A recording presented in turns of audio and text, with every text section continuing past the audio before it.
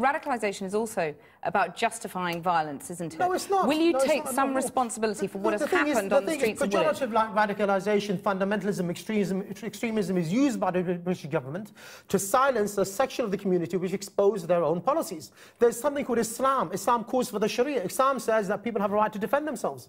And that's what we propagate. We don't propagate something outside of Islam. Douglas Murray, how should the government respond to the kind of things that Anjem Choudary is saying there?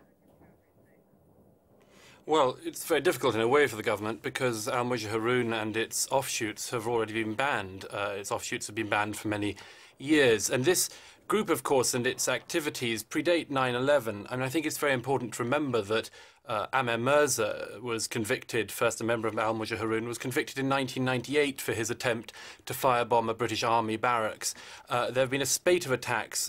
We've worked out that about 20% actually of convictions, of Al-Qaeda-related terror convictions in this country, have a linkage with Al-Mujah Haroon and with Mr. Choudary. OK, Douglas Murray, David Cameron said that these attacks will bring people together.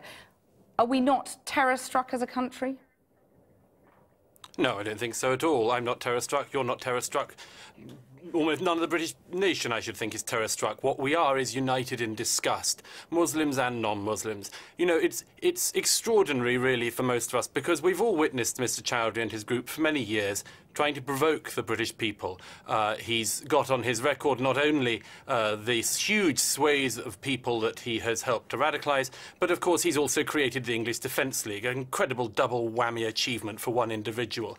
But you know, one of the things that's most interesting in this is the continual provocation of Mr. Choudary does not persuade and will not persuade most of us to believe that most Muslims are like Mr. Choudary. They are not. Most Muslims in this country are utterly disgusted by him and his actions.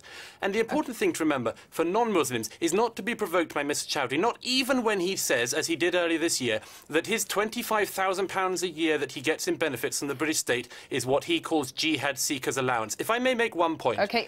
Mr. Choudary was almost certainly better paid than drummer Rigby. That fact is something that we should mull on and, I would suggest, sort out swiftly.